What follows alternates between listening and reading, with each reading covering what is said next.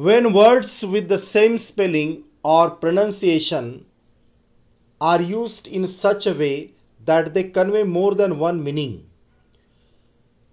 जब कुछ words with same spelling, जिनका स्पेलिंग सेम रहेगा, प्रोनाउंसिएशन सेम रहेगा, उनका उच्चारण सेम रहेगा, आर यूज्ड उपयोग किया जाता है इन सच ए वे, इस प्रकार से किया जाता that they convey more than one meaning, जिसका मीनिंग एक से ज्यादा होता है। डबल मीनिंग वर्ड्स होते हैं। In the figure of speech it involve is called पन। इसको पन कहा जाता है फिगर ऑफ स्पीच में। एक पन एक फिगर ऑफ स्पीच होता है।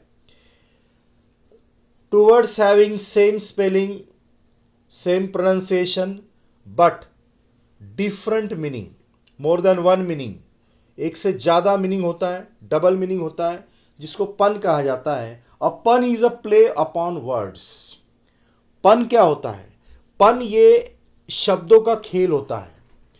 प्ले किया जाता है वर्ड्स के ऊपर, प्ले अपॉन वर्ड्स, शब्दों के साथ में खेला जाता है। For example, hello, how is life? Hello, oh it's a strife. So life और लाइफ के बारे में यहां पर बताया, दोनों का मीनिंग अलग अलग है। एक लाइफ का मीनिंग है भाई आप कैसे हो, कैसा चल रहा है, और एक लाइफ का मीनिंग है कि जीवन बड़ा स्ट्राइफ में, इट इज अ स्ट्राइफ, ये संघर्ष है। अनदर एग्जाम्पल्स हम लेते हैं इन द नेक्स्ट स्लाइड।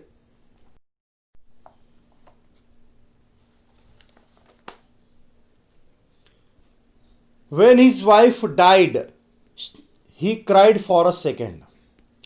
जब उसकी पत्नी का देहांत हो गया, यानी उसकी पत्नी मर गई, he cried for a second.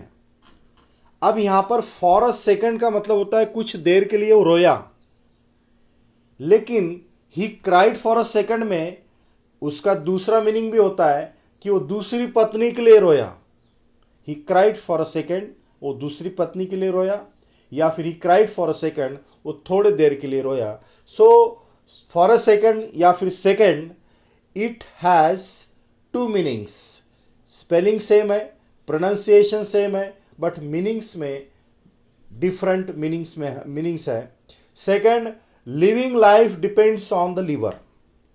Living life depends on the liver means जिंदगी जीना ये जीने वाले पर डिपेंड होता है। यहां पर लीवर का मतलब होता है जीने वाला, जो जिंदगी जीता है। A person who lives his life और हर लाइफ, वो जीने वाला होता है। लेकिन लीवर का दूसरा मीनिंग होता है, liver is a part of human body.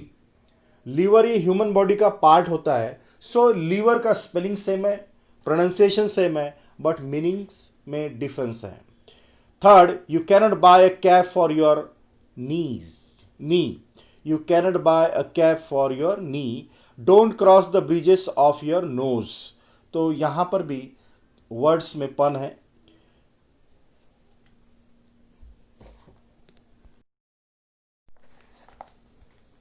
In poetry, when a question is asked, जब पोएट्री सेक्शन में क्वेश्चन पूछा जाता है, not to get an answer, वहां पर आंसर की कोई रिक्वायरमेंट नहीं होती, but to emphasise a point और फैक्ट, वहां पर पोएट का मेन इंटेंशन होता है कि उसके जो पॉइंट है, उसके जो फैक्ट है, उसको एम्फोसाइज करना, उसके ऊपर जोर डालना। At the time poet wants to ask a question, उसको क्वेश्चन पूछना जरूरी पड़ जाता है। So a question is asked, it is an example of interrogation. ये भी एक फिगर ऑफ स्पीच होता है जिसको इंट्रोगेशन कहा जाता है। For example, when can their glory fade? Isn't it time? Isn't it time for the autumn's glow? इसका मतलब यह होता है कि क्वेश्चन पूछा जा रहा है इस बात को बताने के लिए कि उसको जो बात बताना है उसके ऊपर स्ट्रेस देना है, एम्फोसाइज करना है। हम इसके एग्जाम्पल्स ले सकते हैं अलग अलग जगह से, जैसे कि do you want to be a success in this world, या फिर इस प्रकार के हम एग्जाम्पल्स ले सकते हैं in the coming slide. Examples है, do you want to be a success in this world? Question पूछा है, आंसर की रिक्वायरमेंट नहीं है। पोएट चाहता है कि इस सेंटेंस के माध्यम से वो अपनी बात को जोर दे के बता सके, इसको स्ट्रेस कर सके, एम्फसाइज कर सके। Would you hammer the nail on your toes? Can we do better next time?